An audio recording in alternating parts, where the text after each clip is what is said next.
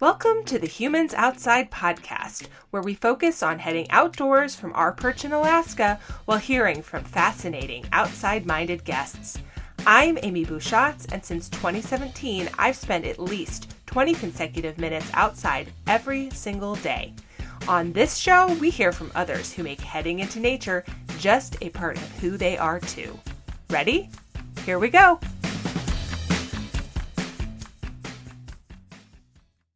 For many of us, having the outdoor-focused or even outdoor-minded life we want is hampered by a tiny little thing called our job. It often seems like you can't live with one, and of course, you can't live without one. When my family and I decided to move to Alaska, it was largely possible because my full-time job as the executive editor of military.com allows me to move wherever I want. Really. It was a big, scary decision, but it was a decision backed by the safety net of that employment. Not everyone is so privileged.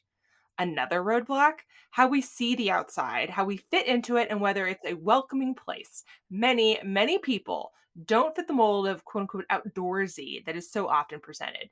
It's so easy to let that be a block to getting out and to forget that the outdoors is for everyone, whether you're scaling peaks or watching birds from your hot tub. But there are people who are just brave enough to look at what they have and want right in the face and go from there. That describes today's guest, Esther Inman, who in 2015 left a job in corporate America in pursuit of better life balance for her family. After working as a successful internet-based assistant, known as a virtual assistant, she founded her own company focused on teaching others how to do the same thing. Virtual assistant internship and her 90-day VA has since helped about 4,000 folks train to be virtual assistants and start their own small businesses working from home focused on helping digital entrepreneurs. In fact, I am the benefactor of one of her students, Laura Troxel, who helps me put together the Humans Outside podcast and keep my life in order, is a graduate of Esther's program and was personally recommended to me for the job. I am so excited to have Esther here today to talk to us about the nuts and bolts of refocusing work life on what matters to you. Esther, welcome to the Humans Outside podcast. I am so excited to be here, and listening to that made me a little bit emotional because of my relationship with the outdoors and just how it's grown and changed. So I'm really excited to chat about it. Oh, great. That's what we like to hear. You want to make me cry. That was the goal. All right. Mission accomplished. Check. Okay. But first, we like to start all of these episodes imagining ourselves in our guest's favorite outdoor space, just kind of hanging out and chatting. All right. So with that in mind, where are we with you today? My favorite place is this restaurant in Bali. I lived for 3 years in Canggu, just recently moved back to America. And it's this little beachside town, and the restaurant is on a rice field. And you sit in these little huts along the rice field, and these cute little Balinese people are bringing you delicious food. And if you're really, really quiet, you can hear and you can see the wind move through the rice fields, and it makes this shh noise. It's just the most peaceful and soothing thing. And there's even a pool there. So if you want to sit in the pool and eat and enjoy the rice fields, you can too. I want to go to there. I know. It's the best. It's just not only one restaurant like that too. That's just the one that came to mind. Oh my word. That sounds so magical. All right. Tell us your outdoor story. What does spending time outside mean to you? So I never really considered myself to be an outdoorsy type of person. In fact, when I told my husband I was going to be on this show, he was like, okay. And that's because, multiple different reasons. I'm very extroverted, but my idea of fun is going dancing, having drinks. I used to joke like, oh yeah, I like to be outside, as in sitting outdoors, drinking on patios. Ha ha. That was me. And part of it was because of, I just never really thought that that's for other people. The other actually big part is because of my size. I am not small and in American size, and I'm probably a 16 or 18. And so to me, I never saw women who looked like me going and doing outdoors activities. it's actually really difficult, at least it was up until very recently, and even now it's still difficult to even find outdoor clothing and things that will fit me to be able to go and do those things. Mm. So I never really felt like any of that was for me. I'm going to be out of breath. It's going to be embarrassing. I'm going to look weird. I'm going to be so hot and sweaty, and everybody else won't be. And so it felt very limiting. Mm. And it wasn't until like probably, I think maybe we moved from Bali, we moved to a little mountain town about 6 months ago. And I started to realize like we're going on hikes all the time. I'm gonna get a kayak. I'm about to buy a bike. I'm gonna start doing electric. I like started getting all this stuff, and I was like, "You're kind of an outdoorsy person now. Who are you?" And then I started realizing I posted this on my Instagram, and I had people say, "What are you talking about? You've always been outdoorsy. You travel the world." So I've been traveling the world for like 10 years. I go all different kinds of places all the time. And I'm always doing walking tours of the city, riding my scooter around Bali.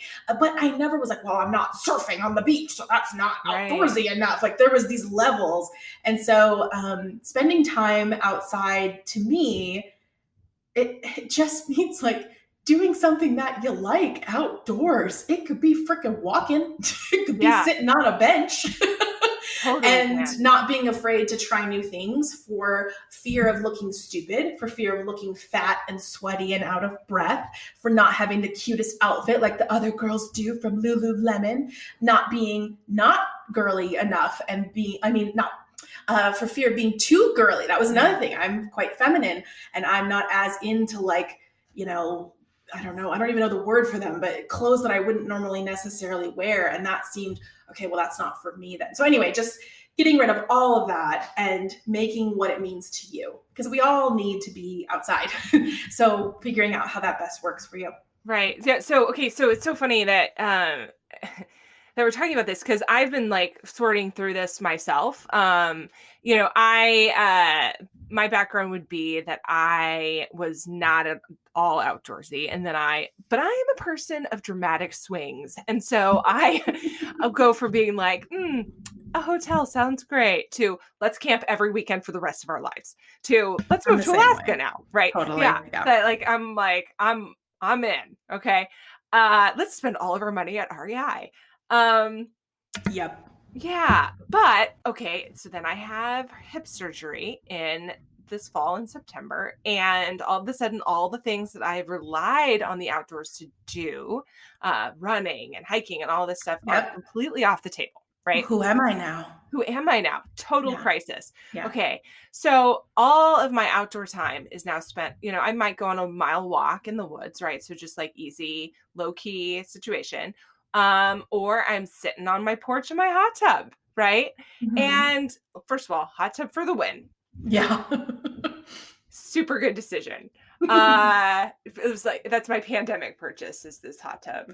Well, is it really good for your hip too? I keep telling myself that. Yeah, yeah, it's debatable. It's a But medicinal purchase. yeah. My PT keeps telling me, "Well, it's really good as long as you're not in there too long." Uh-huh. So, yeah. We left Anyway, that. Sorry. yeah. My bad. Okay. So I have been doing that a lot.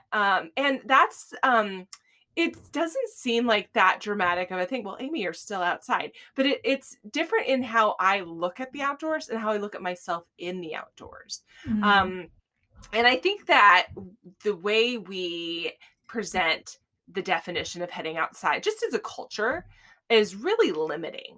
And it's Yes, limiting not just to me and you, but to a lot of people. You think that's true? absolutely. Absolutely. Like I just was saying, I can't even find clothes if I want to be outside that aren't going to show my bum because they're Mm, going to be see through. I can't, like, you don't see people of color and different kinds of people in pictures on those websites because that's not something that they do. It's very sad. yeah. Okay. So, but how do we get past, like, how do you get past that? So, you have, like, you described a situation in which you just sort of discovered yourself outside, right? Like, you woke up one day and said, holy crap, I go outside now, right? And everyone said to you, you've been doing this for a long time. It's just not how you thought about it. So, Yeah. how do you, is there a process looking back in which you got past that? that you just didn't know you were in? And how do you overcome those limiting definitions?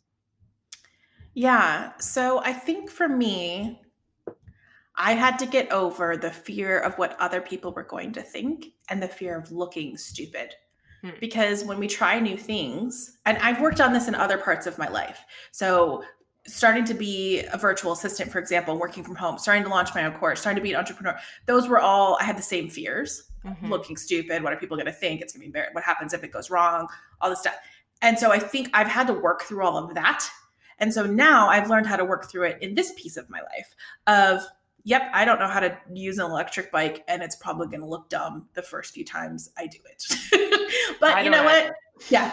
Like, you know what? We're just going to try it. We're going to get over it. And then what's the worst that's going to happen? So it's like those kinds of mindset adjustments that I had worked on in those pieces of my life, I didn't even realize had spilled over into this part of my life of all of those things that I just thought. So that's why, oh, we guys want to go and do a hike to do this thing. Cool. I'll try it, instead of, oh no, all that stuff Yeah. I don't do anymore.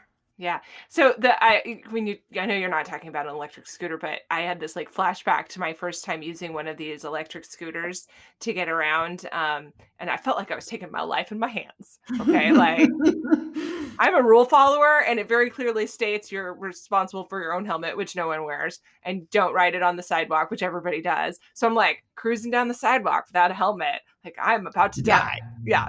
I'm I going to just be did that recently in Atlanta about a year ago. Same kind of thing. My friend was like, "This is how we get around here. So come on." And her and I had traveled in Europe together. So she knew that I was the kind of person who'd be like, "Okay." So I'd never ridden one before either. And we just hopped on them and started driving around Atlanta.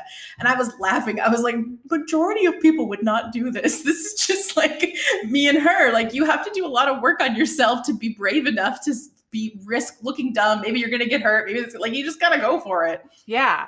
Yeah. So what you're describing is like imposter syndrome, right? Yeah, exactly it. So what you're saying is that you have tackled imposter syndrome in other parts of your life and that translated to the outdoors. And I think that's really interesting because on this podcast quite a lot we've talked about learning the opposite essentially, that you do something hard outside and that it translates into the indoors.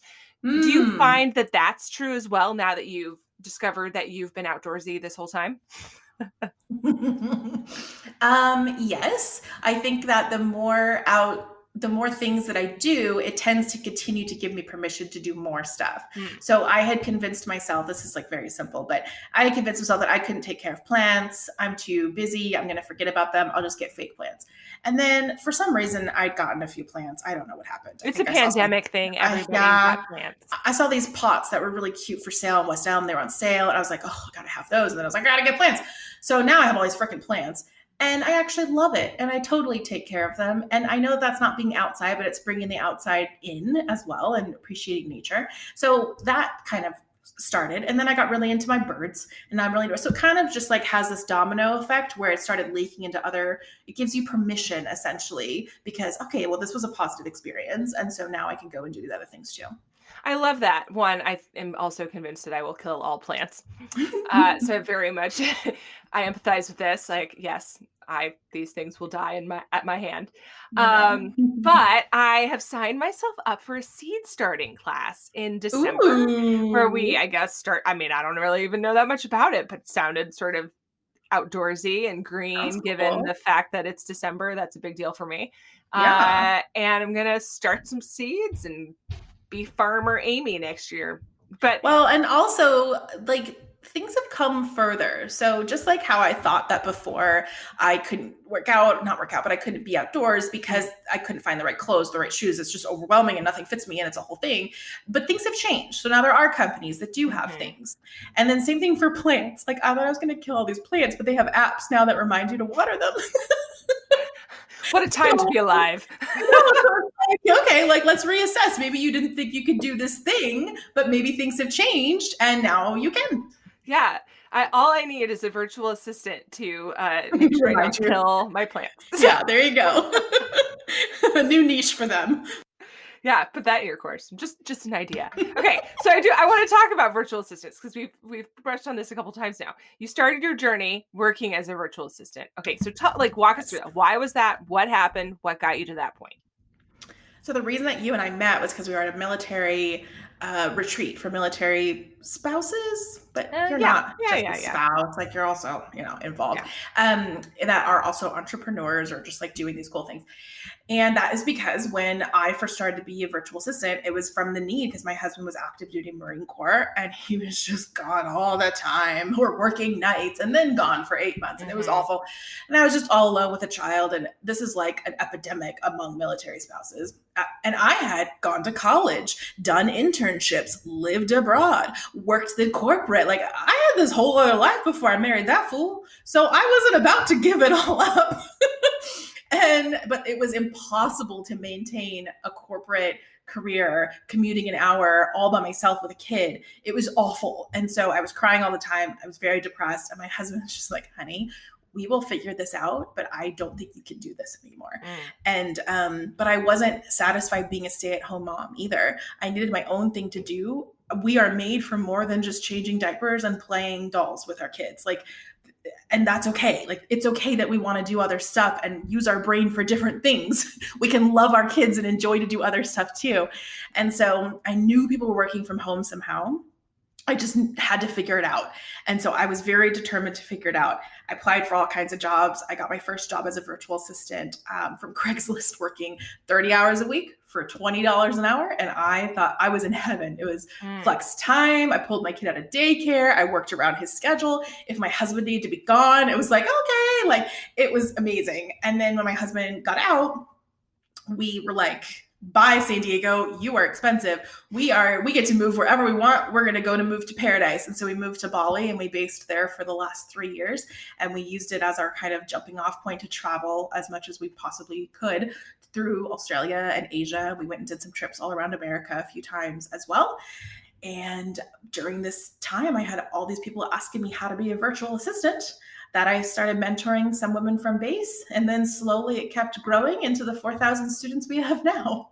And they're not all military spouses. You train all No. sorts of folks. Yep, it just started with the local military spouses because I saw this need there. Back then, nobody even knew what a VA was. And then it also creeped into like my mom friends. And then when I moved to Bali, I met all these people that were like, I don't want to go home. I want to keep traveling. Like, how can I do this? So now it's kind of helping people who want to travel or do something alternative to going to college as well. Yeah, absolutely. So, just a side note, my son, who is 11, was absolutely convinced that my virtual assistant was like a robot. And he wanted to know what like what's her name, and I told him, Laura. And anyway, it came out So eventually that he thought cute. she was a robot That's because so cute. Actually, I think people probably do think that. yeah, it like he started referring like where is she based? Right? He didn't say lit. It was just very funny. That's so Um, cute. and yeah, not a robot, real human. So there you go. Okay. So anyway, I think that's just so funny that, I mean, what kids these days, man. So Yes. Yes. I wonder, I'm going to ask my son what he thinks now too. He's 10, so maybe he'll have similar there you ideas. go. There you go. Hey humans, just a quick break to tell you how you can support the Humans Outside podcast. Did you know we're on Patreon? Patreon allows fans like you to support the podcast through a monthly pledge. By pledging a little cash each month to support the Humans Outside podcast, you can have access to my bonus features, guides, discount codes, and an exclusive episode on... You know what? Actually, just go check it out. You'll also get my eternal gratitude, of course. Check us out on Patreon at patreon.com/humansoutside. That's patreon.com/humansoutside. Now, back to the show. So, I want to go back to Bali in a second. But you mentioned travel, you mentioned, working this way, giving you the freedom to do that stuff. And when I introduced you, I talked about how I really felt the freedom to move wherever I wanted to go because my Yes. job is online. Mhm. So talk to me a little bit about that and about what you hear from your students in terms of priorities for that kind of thing. Okay, well, this is going to make me emotional. My students are from around the world. So we do have lots of military spouses and moms from America, but we also have students from, I've met people in Indonesia. They've Hmm. told their friend that they met in Thailand and Malaysia, Australia, all over Europe, all over. And we also have women who are single moms. We have women who are in bad relationships, but they can't leave because they don't have a source of their own income. We have women who have a very sick family member that needs care, but there's nobody to care for them. We have people who have their own kind of invisible physical ailments that they are on disability or hoping to get on disability and they can't work a traditional job either.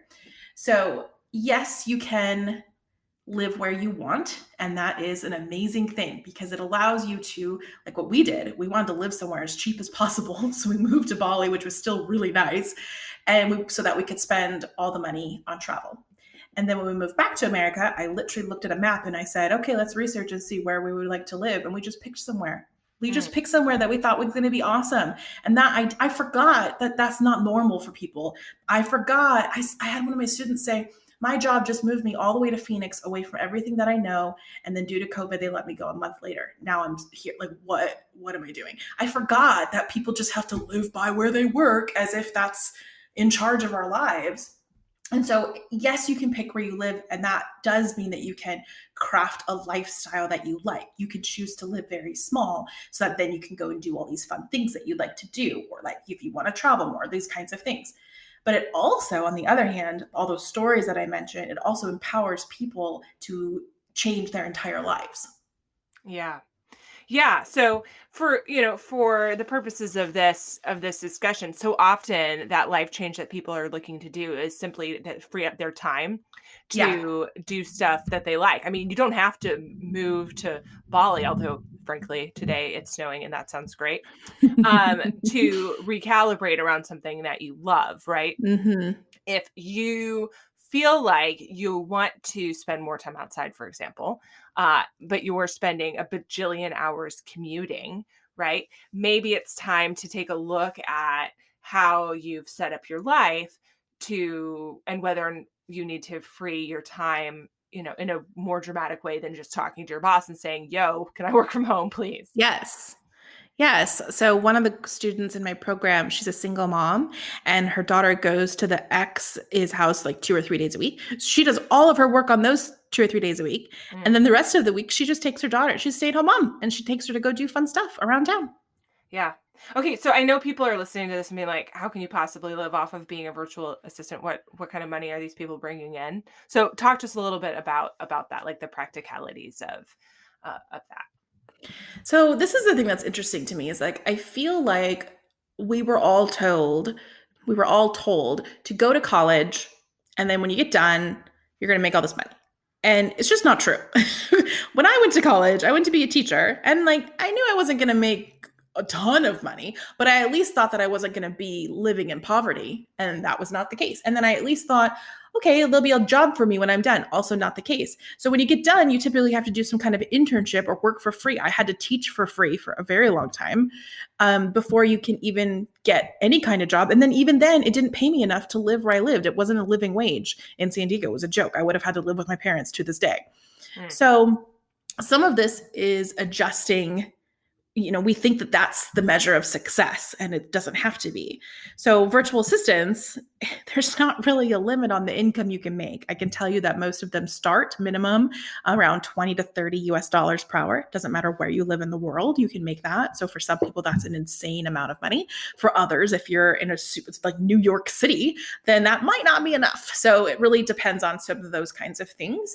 But the cool thing about it is that you can get started right away. You don't have to go to 4 years and then do an internship for free for another year. And then maybe, just maybe, someone will pay you 20 an hour. You can get started very quickly. There's an abundance of work, and you can excel and promote yourself quickly. So the more skills you learn, like let's say you decide that you really like management and business management, you take a little business management course, you start doing it for one business owner that you work with. Well, now guess what? You can charge 40 to 60 US dollars per hour very, very quickly instead of like, I really hope I get my 2 cent per hour promotion mm, this month. It's been 1 year. Do I get an extra dollar? Like, it's not like that in this world. The more you can do, the more you can make. mm. You're making me want to, you know, do that. Quit your So job? yeah. I like my job. I like my job. Love I your like my job. I job. love my job. So repeat after me. You do. I know you I do. I really do. do. Okay, so let's talk about Bali really fast. You picked Bali. Why? Can we not talk about it fast? No, Oh, we can talk I about it slowly. And the know. and the and the worrying of the rice fields, please. More of that. Okay, so Bali I picked because they actually have a huge entrepreneur and digital nomad community. Digital nomad meaning people who work online and travel the world, or they just live in different places as like, expaty type people. Hmm. Huge community there. So when you go there, it's incredible because all these people, you could literally go and say, I'm going to start a fashion line. And all of them be like, yes, okay, cool. Here's the people to talk to about this. Here's where you go for that. I can help you with this. It's this incredible supportive community of entrepreneurs that are just, everybody is working and hustling. It's very cool. So you can grow very quickly. And I knew that that was there. And that was one of the reasons why I wanted to go there. I also knew that I could hire help because I needed help with my kid because I'm trying to run a business Hmm. and pay them a very, very good local wage, but it wasn't going to cost me a crazy amount. So I could live very, very well. Also, it's just really fun. Like there's just so many things to do. My other great memory from there is riding my little Vespa scooter type thing and just driving around the rice fields and listening to music. And then the locals are so friendly. The food is so good. It was just an amazing place to be to build a business. And our family had a lot of healing to do after my husband finished his 10 years in the Marine Corps. And that was a place that we were able to do that. And I hear you say that, and I, of course, think of our decision to move to Alaska for the same reason, Yes, right? yes. And we wanted to move to a place with mountains and that kind of thing. And Hmm. you picked Bali, and neither of those things are wrong. And like I said, today Bali's sounding super good. So We moved to the mountains now. That's where we moved now. We that's where basically you know went the now. opposite thing because of the same thing. We just want to choose places that are going to be reinvigorating and give us life and breathe life into us. And we would even rather live somewhere smaller if we can live somewhere that we really love and have the work life balance that we Yeah. really love. And just so everyone knows, you left Bali mostly because of COVID, really like by extension, right? Yeah. So the story is we came to America because me and my son's passports had run out of pages and our visas were going to expire in Bali. So we didn't have time to stay there to get new visas. So we came to America to get new passport pages and then COVID happened and we haven't been able to go back. Yeah. So Bummer. we were like, it's okay. Let's pick somewhere awesome to live. We'll buy a house and it'll be fine. Yeah. Yeah. But But you it was picked still hard. it was hard, absolutely, because change is always hard. Even Yeah. change that is good, and even change like we've been talking about Hmm. this whole time with how you see yourself or how you see what you're doing with your time. All of these things have like this sense of loss. So like Huh. I have been sitting outside in my hot tub quite a lot, as I mentioned, right? Or in my on my porch or whatever, and that's like been fantastic, right? Because I'm watching the trees and I'm hearing the birds and all these things. But I would be lying if I said I didn't miss the things I had before, Yeah. right? That I feel a sense of loss for the good things of the past. Yeah. All of the cup holders in my hot tub that will I spent like a lot of my time in my hot tub yesterday discussing with my husband how I will be drinking eggnog from my hot tub and exactly how that's going to go. So Well, I think that I really struggled with this too of, well, I should be thankful for what I have. Thankful that I got out of Bali in time before COVID happened. I should be thankful that this happened and we picked a great place and we have this cute house and all this stuff. Instead of, it is possible to have some complicated emotions about mm, things. It mhm, is possible to say, I really do love where I'm living now, but I also really, really miss where I left. And it makes me like emotional. Like if I talk about Bali for too long, I'll start to cry because I really, really miss it and I wasn't ready to leave. It was mhm. very traumatizing. But then I'm always like, but you love where you live. It's fine. But it's like, no, no, no, no, no. I can have both of those feelings at the same time. It's Sure. okay. Sure. And you can still feel that you can still work to overcome a sense of imposter syndrome when you're doing something in that same way. Yes. I Um, was just going to say that. It's the same thing when you're trying to do outside stuff. You can still be like, I'm going to look stupid. I'm freaked out. I'm not going to look good. And just do it anyway at the same time. Like you can have all of those feelings. yeah. And none of them are wrong. Like we spend a Right. lot of time in America saying that feelings are bad. Hmm. And I think They just we're finding are. ourselves. Yeah, they Yeah, just like are. there's no morality around them. They just exist. Yeah. And maybe that just comes from, like, I grew up in a very conservative culture where that was categorically not true. I mean, it's Mhm. true, but we were taught that that's not true. That there is morality tied with things. In fact, everything is tied to morality somehow.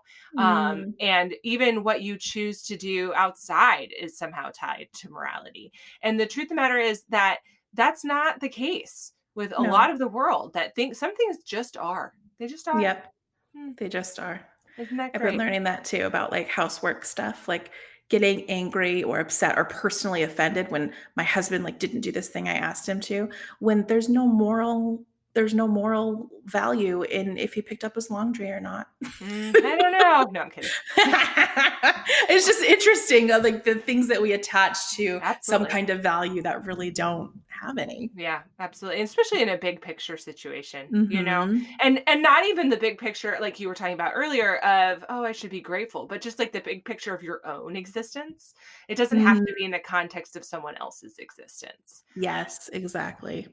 Okay, so back, like, pivot. I still want to talk about working online because, like you were talking about with the military spouse community, this is a very big thing. And so I see like a lot of questions about working online. Okay. Yeah. So I think that if anyone who's listening to this is like me and they have spent most of what you've talked about thinking, I should do that. Okay.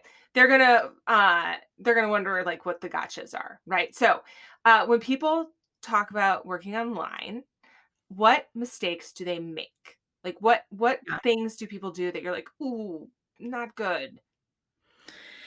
One thing is they don't understand the difference, really, what a remote job means versus being more of like a contractor, self-employed type of thing. So there is a very big difference. The biggest being if you're looking for flexibility, if you're looking to move to Bali or wherever you want to move, if you're looking for, I just want to be able to take the afternoon off because my kids are puking at school and I got to go pick them up. Like we got a PCS, which is the military term for like moving. I'm gonna have to take some time off work. Like if you're looking for that type of flexibility, then remote jobs, I would say 75% of them are not going to get you that. Hmm.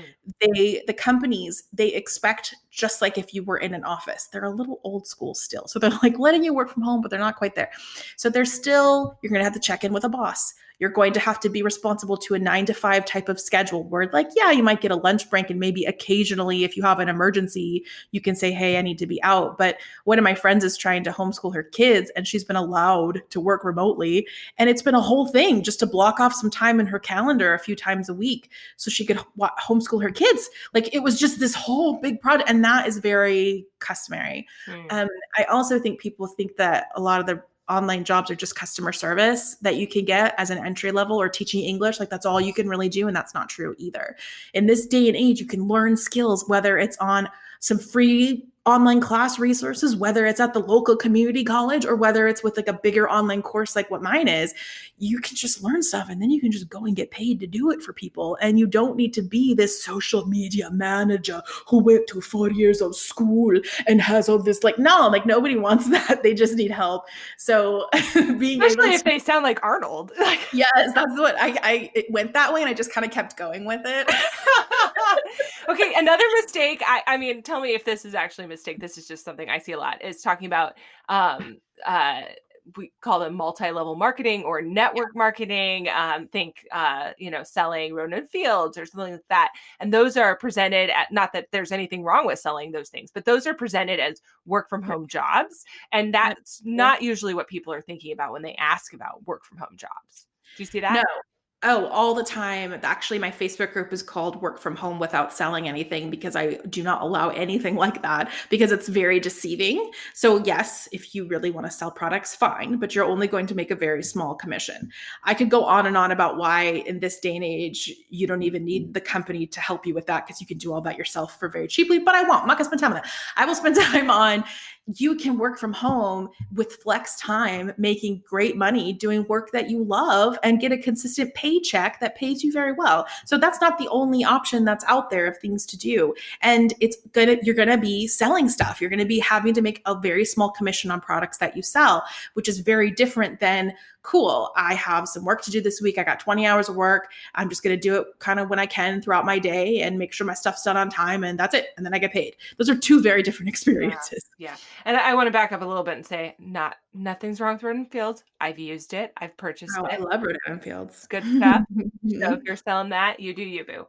But that's not what we're talking about here. So Yeah. yeah, I cool. have a lot of students that are like former network Mhm. marketing, or they still will do it alongside of virtual assisting because they really love the products and it's just a passion thing for them. Yeah. So, but I find that if you're thinking that, oh, cool, I can make really great money doing this really quickly, only working a little bit on flex time, and all I got to do is just talk to my friends. No, it's not realistic.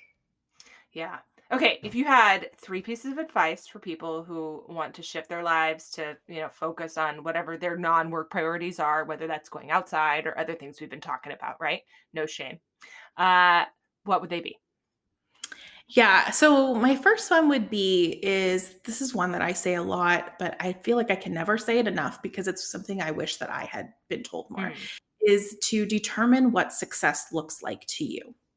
So for Amy, it's moving to Alaska, but that might not be what it is for you. For my friend Jesse, it's he converts vans and then he travels different countries in his van, but that might not be what it is for you. For me, it was going to Bali. Like it looks different to everybody, but one of the coolest things about this is that once you start to kind of paint the picture of how you think your life would look like, separate from what mom and dad want you to do, what you went to college for, what this person said you should do, just release that. It will start to help you to actually set goals around things that you'll be really, really genuinely joyful to do and experience. And it'll allow you to create and craft a career mm, around what that really looks like for you. My other one would be is part of that, just ignore everybody else because you're going to have people like when I told people I was moving to Bali, they thought I was totally nuts. I had some people that were quite supportive, some people that weren't. When I said I was going to work from home as a virtual assistant, some people were quite supportive, some people weren't. So it's just kind of, you got to do you. Like once you have that clear picture of what success is going to look like to you, ignore all the rest and just kind of plow forward. And then my last bit would be along with all of that, be willing to take the time to learn and educate yourself where needed and to make some sacrifices.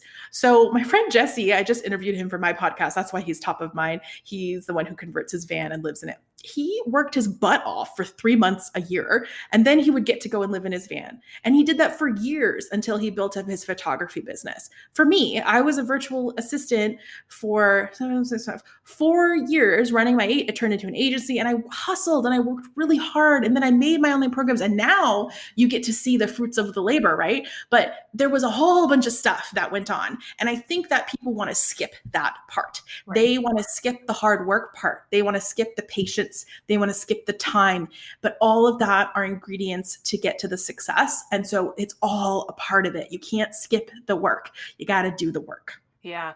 No, that's so true. I want to not gloss over your podcast. Tell us about it because I want to make sure people can go listen to it. It's fabulous. It's called Help Me Work Online, Esther, and I like it. I mean, I'm pretty proud of it. We do online work resources, but I'm working on a series that's going to be released very soon where I'm trying to interview people living just really cool alternative type lives, people living in tiny houses and their RVs and what working remotely has been able to create for them, because I just feel like the more people can see all the different ways people are living, all the different ways you can work online, the more fulfilling, and you can start to determine what success is going to look like for you once all of those like things of what I think it's supposed to be are taken away. It Right. gives you more clarity. Right. And I love the van thing as the proud owner of a new van. Well, new to me, Mm. not new to the world, as I say. Um, I did have it detailed to get the essence of 1997 out of there. So hopefully that Wow. worked. Like Yeah. a van. It's a van. It's not a looker, but it works just good.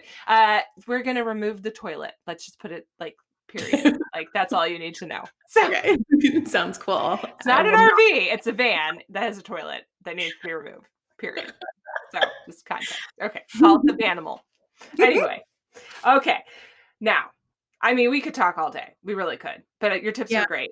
And I think we should put a bow on it there. So we're going to move to the things we always talk about. And when we sent you an email before, we being my virtual assistant and I, the fabulous Laura, sent you an email before this, and we warned you about these questions. You noted that these answers are going to be things that are not cookie cutter.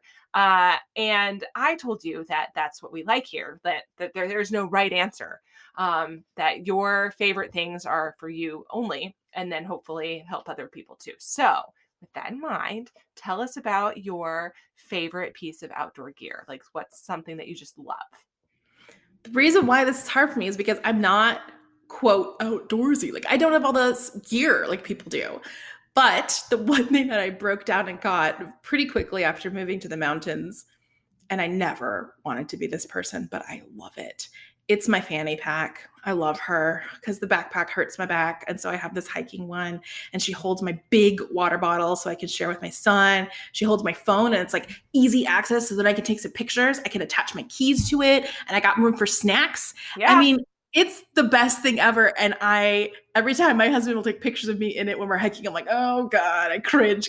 But you know what? It's functional and it's so cute. I got a pink one. I mean, come on, Okay. it's cute. What brand is this fanny pack? Girl, I don't know. I just did it It's on great. Amazon. That's fine. Like, Okay. that's me. I'm not That's great. outdoors girl. So here's the thing: you are not the first person to tell us about a fanny pack. That's what you should know. In fact, the person who last told us about a fanny pack is Adrienne Haslett, and she is a Boston Marathon bombing survivor, okay, Oh, wow. who runs marathons now, like legit, really fast, okay, as an amputee. P.S. Like, Wow. this chick is amazing, and she wears a fanny pack. So, not that you need Oh, validation, because you don't, but there you go. You and it's Adrienne. really great, especially when you have like back issues and you just have everything handy. Now, am I going to wear it to the store or even to Disneyland or something? No, but it's great for outdoors activities. And again, it's just releasing that I'm going to look stupid. Who cares? You got to have your phone handy for pictures of your cute kid, and you got to have water handy because he's going to whine about wanting a drink. So just That's go with right. it. That's right. And I think you should take it to Disney World, by Okay, the way. thanks. Okay, I maybe give I you will. permission to do that. Thanks. So what's something you can't live without? Is it your I mean, it could be your fanny pack too. It's just something you like to take out with you that if you did not have it, you would die. Some people, by the way, um, say snacks for their kids, which you've also just mentioned, right? Like, just please be quiet now. Okay. Seriously. Like they have a really don't like kids have a really hard time being uncomfortable. Like that's one of the things I noticed is adults like we're hungry and thirsty too, but we're not going to complain about it for 2 hours on the hike. It's just yeah. Okay, so my favorite thing is I'm actually really into my Yeti water bottle. I have like a Ah, Yeti cup that I carry around the house. I love it because I don't use so many glasses and cups, and it keeps it super cold and my ice in it. And then I have this big one that I take with me on hikes again because my kid's gonna whine the whole time about mhm, wanting a drink, and so I don't have to carry two water bottles. We can just share this giant one, and it keeps it cold. It's so refreshing and it's cute. I'm gonna put some stickers on it. love it. And so that's probably like it feels like like my baba. It's like my baby that I I know. carry around. Yeah. So I had a water bottle, an Nalgene. Oh, may it rest in peace, I That one. assume. I had those before too. Yeah, and it was like my security blanket, and Yes. it got left. So I, on my wedding day, like there was someone in charge of gathering my stuff from the rental car, and that did not happen. And I felt like this tremendous sense of, oh my gosh, who am Yeah. I? Yeah, Yeah. yep, it's a thing. Mm. There, but I think I saw this meme that was so people who don't take water with you places, are you just not concerned about when you're gonna ever drink again? Like people, like I don't get it. I'm always stressed. I bring water with me everywhere. Maybe it's That's the right. SoCal girl in me because it was dry where I grew up. I don't know, but it's like totally a security blanket. And you're not wrong about kids. Mine goes from being like everything's fine, I'm good for the rest of my life, to I'm dying of thirst right Yeah, now. you have Like to the go. Sahara, I'm in Yes. it. Like, oh my God. It's so The, dramatic and it the ruins the whole thing. So like literally half your fanny pack is just full of crap for them. It's true. Did he not see thirst coming? That's always my question. Like, we knew this was gonna happen, that eventually you would get thirsty. Yeah. So, anyway, all right. The final thing. Uh, Yes. take us to your favorite outdoor moment. Describe it for us. Where are we with you? What are we doing? Oh, I have so many because I'm a traveler. So I am just constantly in a different city doing a walking tour and going somewhere and doing something. So But one that I can think of that was quite recent was we moved here. We're in the mountains of North Carolina. We love it. It's beautiful. And we went for one of our first hikes. I will be open and honest. I was still kind of recovering from a miscarriage. Mm. And so my I'm so health wasn't. sorry. Thank you. My health, I bring it up though, because my health wasn't great. So this was the first time that I was like, because it had been first trimester, you feel like crap, so you're in bed. Right. Then you have a miscarriage, feel like crap, pretty much in bed. And so, I mean, it'd been 6 months before I had really done anything. And we went on one of our first hikes here to go see these waterfalls. And it said it was like good for kids and families. It was hard, okay? And it was really hard. And the boys were very patient and very supportive. And we took breaks. And then I made it to the end and it was beautiful. But it was more so that I just felt very accomplished. Mm. And that was like the first of many hikes. Like we went almost every single weekend for months. We started to get busy with school and dogs and things. So we have taken a break for a few months, but we just started going all the time. So I feel like it kind of broke that barrier for me of you can do this. It might take you a little bit longer. You might have to take some breaks and bring lots of water, but you can do it. And then, every week it got a little bit easier. And we didn't do that hike again. It was too hard, but, but we have since challenged myself to do things and I will surprise myself of how long I can go. My husband will be like, "You're not ready to turn around yet? Are you sure?" And he's in amazing shape, Marine Corps guy. Ah, And I'm always like, "No, I'm good." He's like, "We've been walking for 2 hours." Oh, okay. See, I got it. So I think that it just gave me a lot of confidence and made me feel like, okay, you can do this. You can be an outdoorsy girl, so to say. yeah, that's amazing. Thanks so much for sharing with us. And thanks for Yeah. being on the Humans Outside podcast today. I really appreciate it. Thanks for having me. It was really fun to talk about a topic that I wouldn't ever normally talk about. That's it for this week's episode of the Humans Outside podcast. If you've enjoyed this episode, give us a little love and leave a rating and review to make it easier for other listeners to find the podcast too. Until next time, we'll see you out there.